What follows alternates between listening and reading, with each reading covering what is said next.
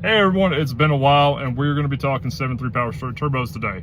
As we're talking about this, I'm going to give you my 5 favorite turbos depending on your combination and trying to help you pick what's going to work best for your application. We are going to talk about the loudest possible 7.3 turbo you can get for you guys that want it to sound as close to a 6.0 powerstroke as possible. Remember, we don't have VGT, but I'm going to give you a recommendation I have. Not necessarily the best performing turbo, but for you guys that just were interested in sound, I'm gonna throw that in there as well. So with that being said, let's dive into it. I'm gonna try to keep the video very quick and sweet. Like, share, and subscribe if this helps you. It encourages me to keep making videos, and it's just good all around to help the community out.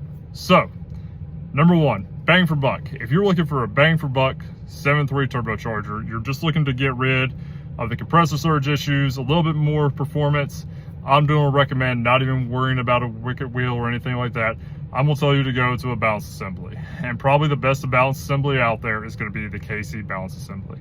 Now you have 2 options for this. For you guys that are confident in rebuilding the turbo yourself, you can spend the $450 and get the balance assembly, which is going to give you an upgraded compressor wheel, upgraded turbine wheel. It's going to give you a 360 thrust bearing, everything you need to rebuild the center of that turbo and reseal everything. $450. It's a good bang for buck option. Now, for you guys that are not confident in that, KC does offer their KC Plus turbo, which is basically a stock turbo with that balance assembly already in it. It used to be a little over $1,000. I'm sure it's gone up in price a little bit, just like everything else, but I'm guessing it's probably still under $1,100-ish. Look on the website, figure it out for yourself. But that's a good option for you guys that are running completely stock injectors, completely stock tuning, or maybe just a Hydra. It's a good bang for buck, and you could get it for both the GTP 38 and also the older fixed geometry turbos on the OBS as well. Now, up from that, and for most of you guys, what I'm going to recommend is the KC Generation 3 Stage 1. Why do I recommend it? It's a simple, easy drop-in with a big performance benefit. It performs better everywhere. It outperforms the stock turbo. A lot of upgrades over what the stock GTP 38 was. Lots of changes they made to the exhaust housing. A lot of changes were made to the internals as far as the thrust bearing. It's almost twice the size. Just a really good turbo. It's more responsive, and that turbo will still support like easily 180 30s or 180 80s or however far you want to go, probably up to a 138 80 injector. They're going to perform really well. It's going to help you have that responsiveness that you want for towing and general performance, but it's going to still have a really high ceiling. You could easily support 450 horsepower on that turbo. I know some guys, and I think KC has ran it out to 500 horsepower. That's a lot of power on a 7.3 powerstroke. Remember, these aren't 6.7s. So you really do start hitting some other barriers as you get up there, and you better be willing to open up your wallet at that point in time. So for most applications, the KC Generation 3, not knocking the Gen 2 because that was a good turbo, it's just they improved so much on the Gen 3, I would go with the Gen 3.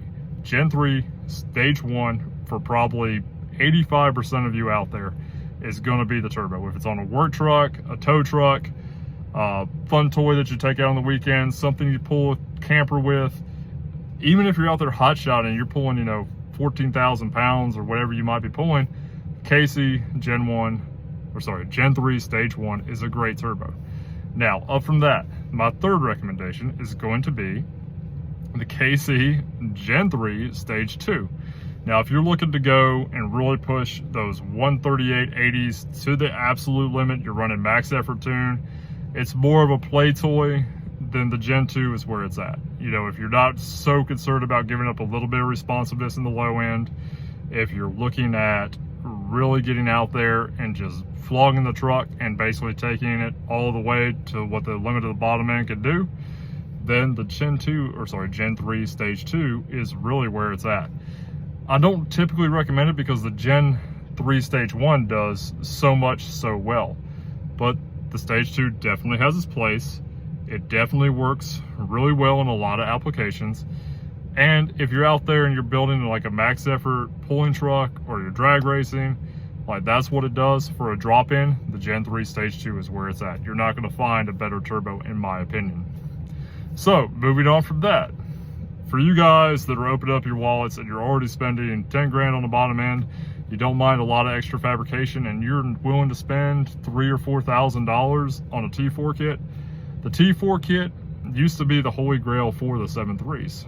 Not so much now, because you have the KC Generation 3s that are out, and they really have closed that gap and may have even surpassed the T4 kits in certain applications. I say that because I don't really see the point of running something like an S362 or S363 whenever you now have the KC Stage 1 Gen 3 and the KC Stage 2 Gen 3 available, because honestly, those drop-in kits are going to perform just as well or maybe even slightly better than the T4 kit without spending, you know, $4,000 or $5,000 and having that level of fabrication. I really do believe, though, for you guys that are looking to go, you know, build bottom end, if you're looking to, you're at the point where you're running over 40 pounds of boost and you're running updated valve springs, you're running, or upgraded valve springs, hardened push rods, you've already got that amount of money in your engine, and you're building up, you know, big 600, 700 horsepower 7.3 pulling truck or sled truck or whatever you might be doing with it. T4 has a lot of advantages because there are a lot of turbos to choose from. It really helps you dial in your setup. And now, if you're spending $10,000 on your bottom end and you're spending another $5,000 on your turbo and piping, it's probably not a big deal if that initial turbo doesn't work out well and you have to go a little bit bigger or smaller. You might go from like an S, you know, I don't know, 467 to a 469 or something like that. Dropping that extra $1,000 or $1,200 on a turbo, probably not a big deal for you whenever you have to swap it out for something bigger or smaller.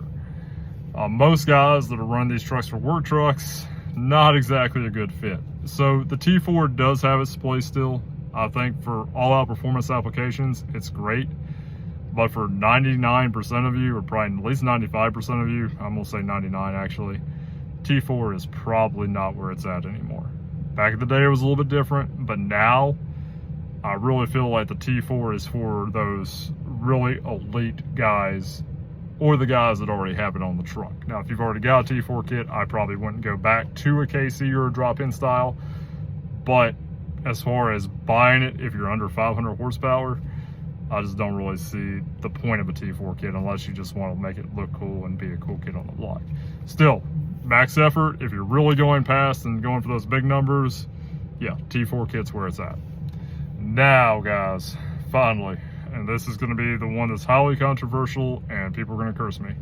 If you are looking to make your truck, your 7.3, sound as close to a 6.0 jet plane as you can, there's an option for you. It's not going to perform nearly as well as some of these other turbos. It'll outperform stock, yes, but it's a very outdated turbo, and there's a caveat to it.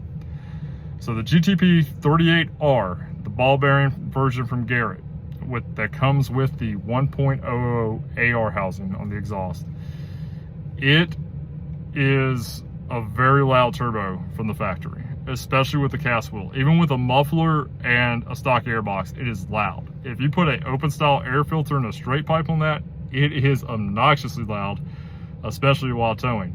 To make it even more obnoxious to where it's spooling faster, switch that exhaust housing out to a 0.84. Now, what it's going to do is it's going to be very, very responsive. It's going to start making boost very quick. But the downside of it is that you're going to be spooling that turbo, probably driving it a little faster than what it's meant to be. The 38 GTP-Rs are not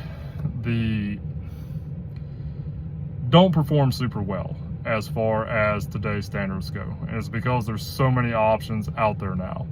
Back in the day, they weren't bad, but now they're pretty outdated. And if you notice, when you start driving them really past like a mile tune, like past a 60 or 80 horsepower tune, they really don't live very long, even on stock injector trucks, at least on Super Duties with, you know, 80 style injectors, and that's not a very big injector.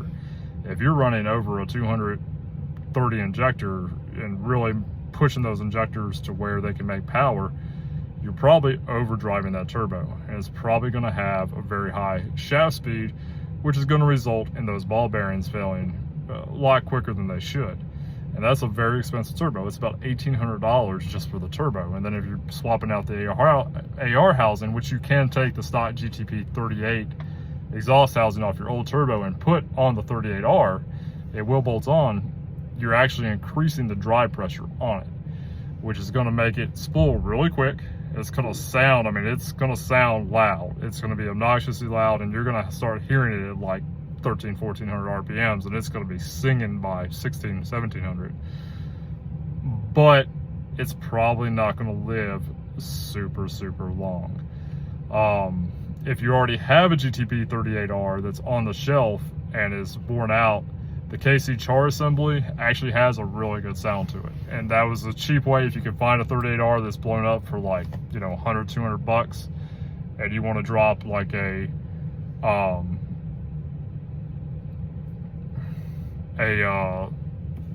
char assembly in it, that really helps.